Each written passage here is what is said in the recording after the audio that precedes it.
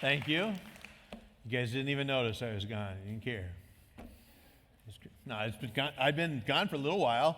I took about 20 people up to the Pine Ridge area of Nebraska. We trout fished, had a great time. It is a spectacular place, one that is becoming so important to my life, as a sacred spot to go to. And now I got a whole bunch of new friends, and we have a great time, and all that. It was fun. And then last week I was here at the Omaha campus, and then last week I was here at the Omaha campus as well. And I'm so thankful that we have such great communicators that when I'm gone, I can relax and I can learn and I can grow as well. And so I'm thankful to Josh and Steph and Rachel for their incredible willingness to share and to help us with that. Because these are tough topics, and we needed people who knew what they're doing to help us with this stuff. And so I'm so grateful. And we are starting Route 66 next week. It's not Route 66. Nobody calls it Route 66 because you don't get your kicks on Route 66. You get your kicks on Route 66, this is the 100th anniversary of Route 66, which is a road from Chicago all the way to California. A lot of people took that road. And it's it's kind of a weird road. It used to be 2-lane. It was kind of sometimes difficult to travel, but business owners would build these things and try to attract people to stay at their motel or eat at their restaurant or shop at their souvenir stands and stuff. And so a lot of people from all over the world are coming this year to drive Route 66. So it's kind of fun. And I've been kind of interested in it for a little while anyway. I like it. And I saw the movie Cars, which is a documentary, if you're not familiar with that. So take a look at that. But a couple of years ago, we discovered that a lot of people in our church family are struggling to read the Bible. And the Bible is difficult. Like, it's hard to navigate because there's 66 books in one book, and it doesn't read like a novel. Like, you'd like it to, like, hey, let's start over here and note over here, and we find out who wins, right? So but it doesn't do that. And so it's a difficult book to get through, and a lot of us give up. Like, we want to, we feel bad, but we can't figure it out.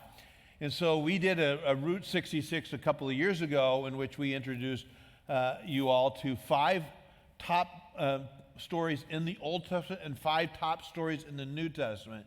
And we did a 10-week series. A lot of people said, hey, we need to do something else like that again. So we are doing another Route 66 starting next week. And so there'll be fun things that go along with that. But look forward to that as well.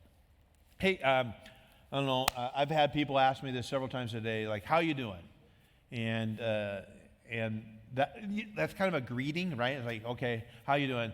And most of the time I tell the truth. I mean, there's times when I lie. Like, I don't want to tell them. In fact, I don't even want to have much of a conversation. Like, how you doing? Great. And that usually means that they can move on, right? Like, okay, cool. Because there's some people, like, they come up, and if I was to tell them the truth, it would probably mess them up. Like, if I told them I'm not doing so well. And occasionally I've done that, where I've said to somebody, how you doing? They say, how you doing? I say terrible. And I wait to see if they are paying attention. And most of the time they're not. Oh, okay, good, see you later. You know, it's like they're just moving on. They don't even really care if I'm doing good or bad or not. But if I was to tell them, hey, things are a little off, you know, it might mess them up. Like, hey, Mark's off, or is not doing so well, or whatever. And I don't want them to know, because I don't know what they're going to do with that information. I don't know if they're going to be safe with that. Like, maybe they're going to start a prayer chain or whatever for me and mean well, but at the same time, for the most part, we probably all say, when somebody says, how you doing, we say, great. Like, I'm doing great. Like, everything's great. Just to get them away from us. But I guess I'm going to ask you, how you doing? And you can tell me the truth or not. You don't have to tell me whatever. But I want you to know that I do care. And over the last several weeks, we've been trying to ask that question, how you doing? And sometimes it's kind of hard to tell. I mean, you can come to church and you can clean up pretty good and pretend and, you know, hey, job's great, marriage is great, kids are great, everything's great. Or you can kind of the defenses down a little bit, and that's what we've been trying to do, is let our defenses just a little bit and be able to kind of navigate some of the things that are tripping us up. A lot of us are able to navigate in quiet desperation. You might relate to this song. When I was a kid, we had this one, "Hello, Darkness, My Old Friend." And that resonated with me. U2 said it like this, a generation later, "I still haven't found what I'm looking for. I know there's something out there, but I don't know what it is, but I haven't found it." The Police said it this way, "There's something missing from my life, cuts me like a knife. It leaves me vulnerable. I have this disease. I shake like an incurable. God, help me, please." It's a prayer and a song of an empty generation. Now, we think that we can fill our emptiness with stuff, right? Like if I have more money, I'll be happier, or if I buy more things, I'll be happier, or if I drink more, or work more, or whatever more, I will solve something in my heart and get it right? And so we try all these ways of coping with our life, and for sometimes we don't even know why I'm off, but I'm off, and so I'm trying to find my way through this. And sometimes things we've chosen to cope with are even more dangerous and lead us into more darkness that we can't get out of. Solomon, he was a king. In the Old Testament, we learn about him, and he had more wealth than Warren, right? More wealth than Gates. He was incredibly wealthy.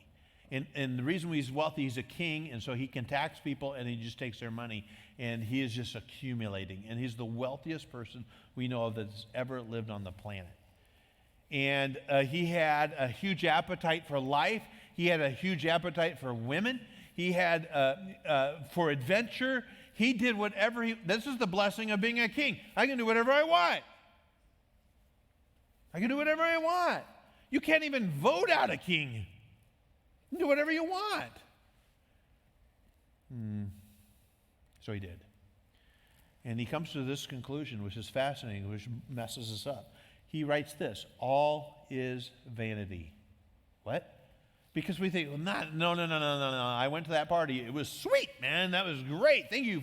Like, how can you say all is vanity? That makes no sense at all. And we look around in our world today, we think the happiest people have to be the rich and famous, the wealthy people. We look at the people in Hollywood, and they've got it made. If I had their money, if I had her looks, if I had his trust fund, if I had all that, all my problems go away. That's what I want. So when we read about people who are the rich and famous and the successful folks who are struggling, we can't make sense of that. If they can't make it, how can I? Kurt Cobain said, "I must be one of those narcissists who only appreciate things when they are alone. I'm too sensitive. I haven't felt the excitement for too many years now." Madonna was once asked, "Are you a happy person?" She replied, "I'm a tormented person. I have lots of demons I wrestle with, but I want to be happy. I have moments of happiness.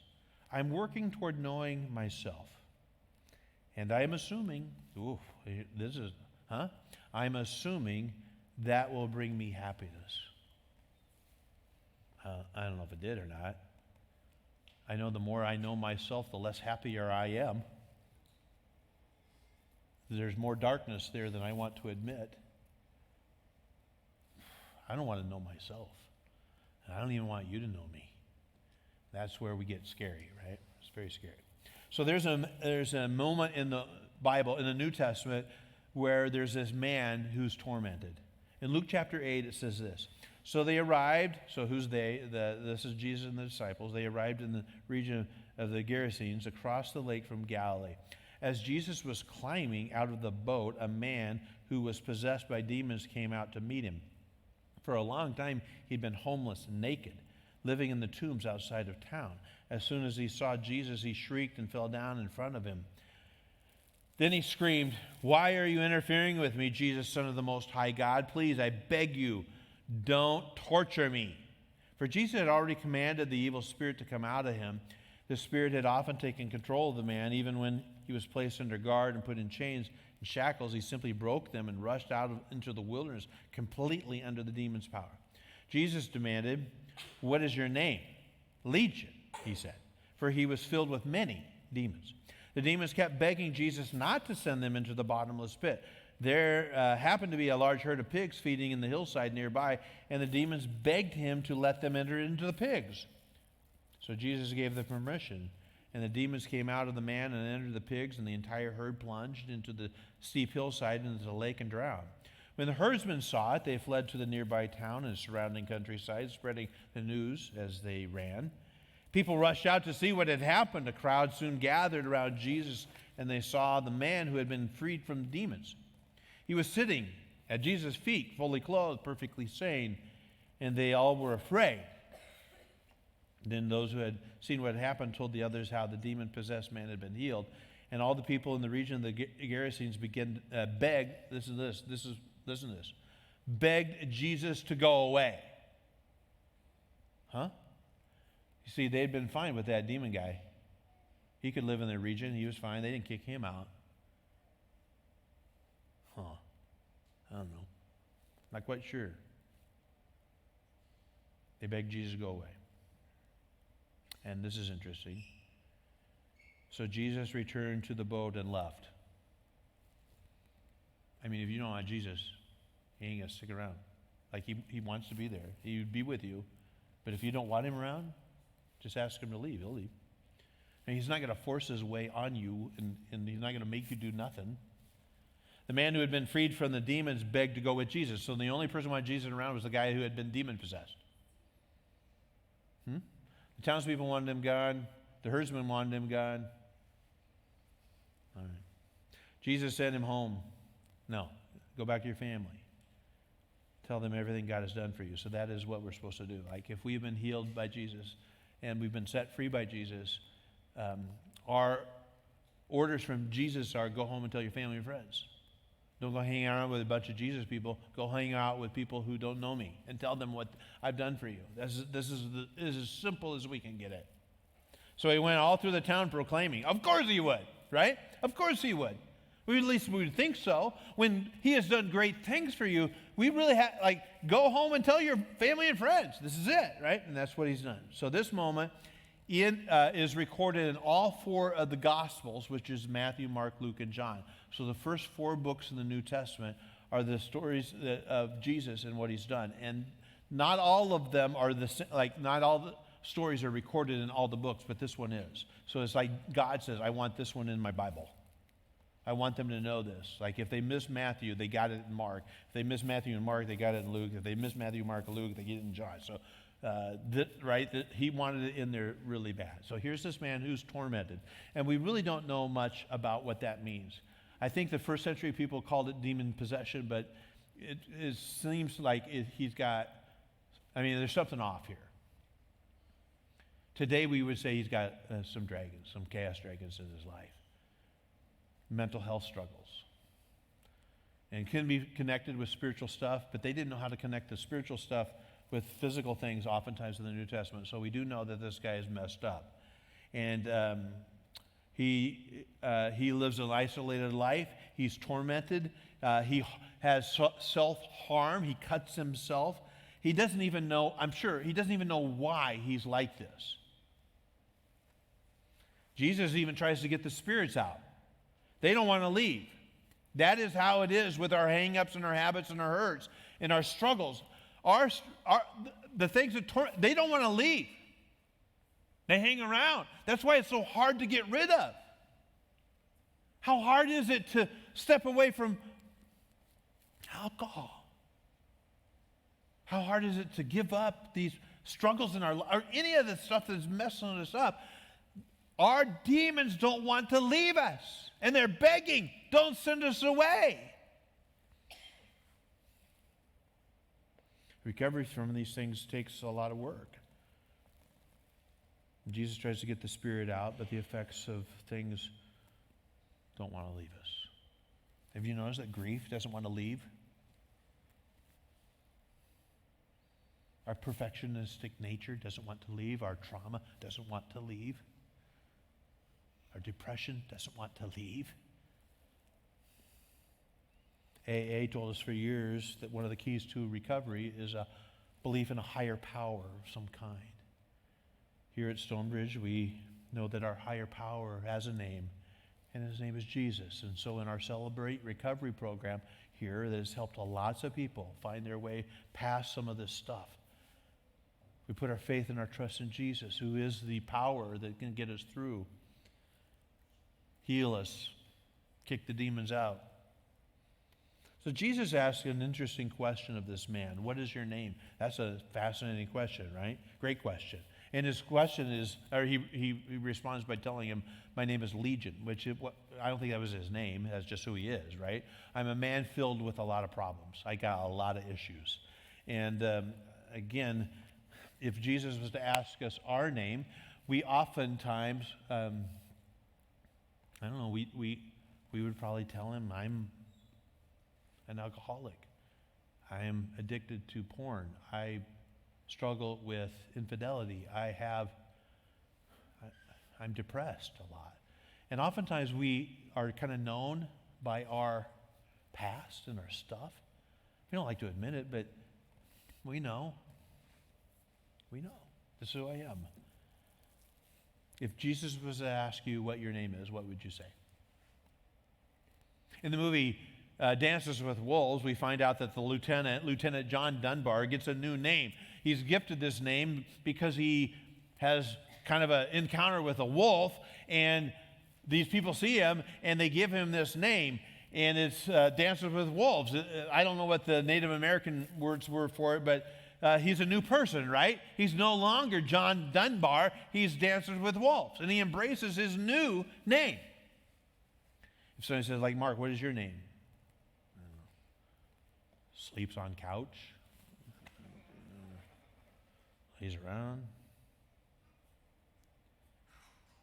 We don't know this guy's name, but he's no longer Legion. My dad was a pastor, and I don't remember a lot of his sermons. I hate to admit that, but and so I figure you don't remember mine either, so that's all right. But I do remember an illustration he used one time about the Man of La Mancha, which is a musical, and he told the story there a little bit. And I'll try to, I'm not super familiar with it, but here's the part I remember from years ago. Don Quixote is the Man of La Mancha, and he's not quite right in his head. And he fights a lot of windmills, imaginary battles, and things, and people think he's crazy. And he goes into this inn, which is more like a brothel, where the men gather and there's prostitutes there. And the chief, I guess the head prostitute, is a woman named Aldonza. And she's a rough character and vulgar. And Don Quixote comes into this place and he calls her his lady. And that sends the other men into a frenzy of laughter and she's no lady, right? She ain't a lady. And she knows it as well. And at first, she doesn't know what to do with Don Quixote's kindness, but she finally has had enough. And this is what she says. I am not your lady. I am not any kind of lady. I was spawned in a ditch by a mother who left me there, naked and cold and too hungry to cry. I never blamed her. I'm sure she left hoping that I'd have the goodness or the good sense to die. She goes on. Of all the cruel bastards who've badgered and battered me, you are the cruelest of all. Can't you see what your gentle insanities do to me? I am no one. I am nothing. I am Aldonza, the whore. But you're my lady.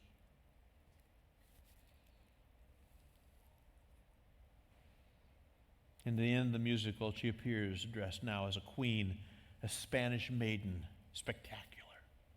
She appears at the bedside of Don Quixote, who is dying, and he does not recognize her. So she leans in and says, "You told me to dream the impossible dream. I am Dulcinea." That was the name he gave her. She embraced it. Hope came to her life out of the kindness of a person. Hope can come to our lives as well. We can be given a new name. We're no longer known by our past or our guilt or our shame stuff. We are now known as a new person. In fact, the Bible says we're a new creation. No, not a better version, a new version of ourselves. I'm not a new improved guy. I'm a new person. Jesus meets another person we find in the New Testament, a guy that had been crippled. For 38 years, he couldn't walk or do anything. And so his friends, at least for a while, took him to this place in the holy city. It was next to a pool, and they believed that when the pool would bubble up from the springs underneath, that whoever got in there first would get healed. And it was a superstition, but they believed it to be true. And so they would camp out there. And this guy couldn't get in the water fast enough for 38 years. And his best day is to get a little bit more money than normal. Like he's just hoping that there'd be some kind people today and give him some money so that he could have some money to buy some food and do the stuff. So that's his life for 38 years. That's his life. And Jesus sees him and says this to him, "Would you like to get well?" And at first that sounds kind of cruel, almost like what? Do I want to get well? For 38 years I've tried to get well. For 38 years, I spent all my money on doctors. I've tried all the remedies. I've prayed hard. I've done all the things to get well, and I'm not well. And why would you ask me to get well? Who are you? Why are you asking me this stuff? Nobody's helping me. I can't even get anybody to push me in the water fast enough. Do I want to get well? Well, I used to, but I don't know. I don't know. Maybe he doesn't want to get well. Maybe this is who he is. I'm the beggar guy. Sometimes we get used to our stuff, right? This is just who I am. You want to get well? No, maybe that's his identity. You would think so. But as I thought about it, I've talked with a lot of people who haven't wanted to get well. People who've come into my office and asked me to help them with stuff, and their marriage is going bad, and,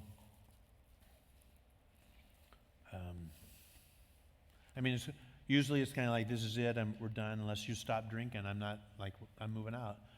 And, I've had people over and over say, I'm not going to stop. I don't think I should have to give up alcohol. I'm not giving up porn. I'm not doing that. It's not even hurting anybody. It's like, why would she care about that? I want to get well. Sometimes we just don't want to. We've become familiar with our struggle. For years and years, this man had lived among the tombs, hurting himself and his friends, not able, to live well. Do you want to get well? Do you want a new name? Questions we still ask today. It's possible. I want you to hear some stories of some people who decided to say yes to that. And these are people from our church, and they're not all the people that could have done the story thing, but this is some people's story about when they finally decided to say yes to Jesus.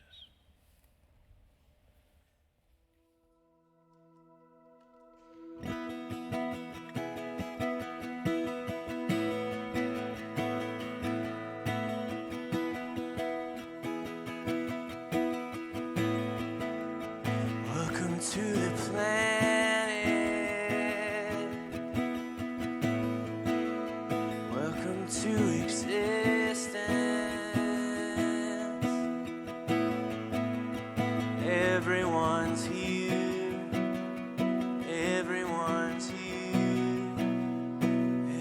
Everybody's watching you now. Everybody waits for you now. What happens next? What happens next? Dare you to move? Dare you to move? Dare you off the floor? Dare you to move? Dare you to move like today never happened? Today never happened before.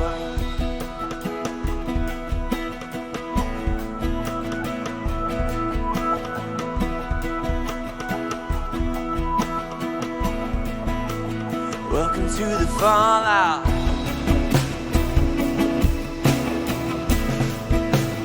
Welcome to resistance.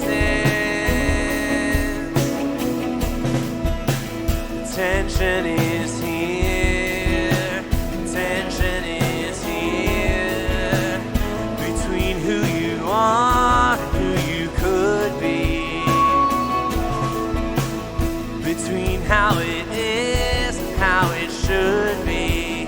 Yeah. Dare you to move? Dare you to move? Dare you to lift yourself up off the floor? Dare you to move? Dare you to move like today never happened? Today never happened. Maybe redemption is stories to tell. Maybe forgiveness is right where you fell. Where can you run to escape from yourself? Where you gonna go? Where you gonna go? Salvation is here.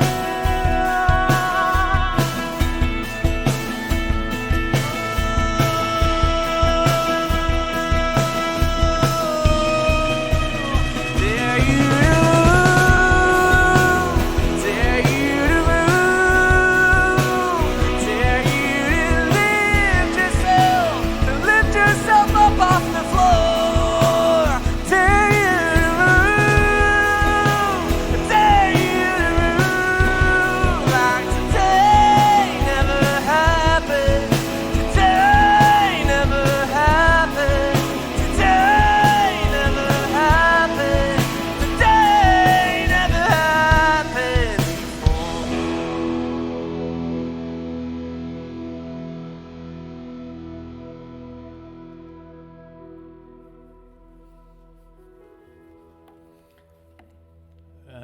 Maybe today would be a good day to get a new name, a new start, a new beginning. And you might be thinking, shoot, I don't know, I didn't even want to come to church today, let alone face myself. So we'll offer, you can come forward after the service. There'll be people here to pray with you and help you. And it's not going to probably get solved by a prayer, but maybe we can help introduce you to some people and resources and things that we have available here at our church and our community to help you take the next step to a new life. Now, we've been through this series on mental health, and sometimes we go, shoot, I want to help. I don't know what to do. I know that there's people who in our community are struggling and things, but how can I help? And this has been Mental Health Awareness Month, and I read on Facebook a story from one of our high school students, Alexis Hyatt, just graduated from Bennington High School. She's an outstanding young person involved in our student ministries. She also is a state champion track runner. Bennington just won their very first women's track championship in the state of Nebraska. She was on the relay team that cemented the whole thing. She's got lots of medals all over her grad party table. and she's wonderful. And she had a story about that she had raised money, $1,500 for Play for Paige. And I got curious. Like, what's that? Well, Paige was a high school student here in Elkhorn and at Omaha Scott, and she was an outstanding athlete. Scholarship to go play softball on the next level. GPA of 4.0. Charismatic, quick-witted young lady with a beautiful smile who lit up a room and was contagious in her laughter and caring and a gentle soul. She loved working with young athletes, especially if they had some physical struggles.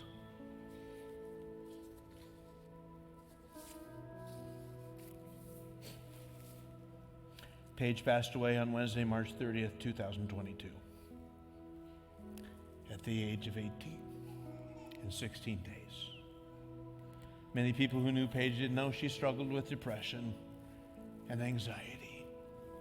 Like many people, we hide our stuff. So her parents created a foundation and a ministry dedicated to helping remember Paige and trying to make sure that this won't happen again to a family.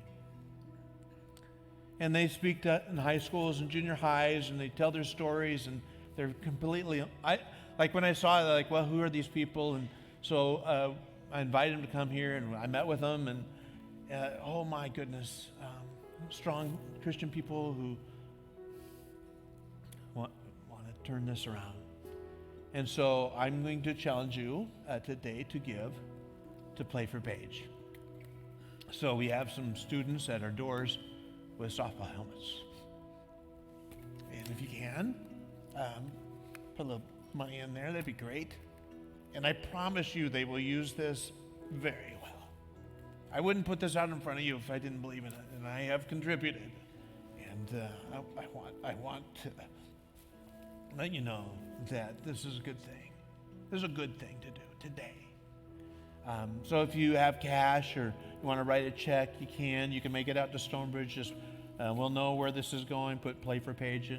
It's also on our website if you want to donate that way as well.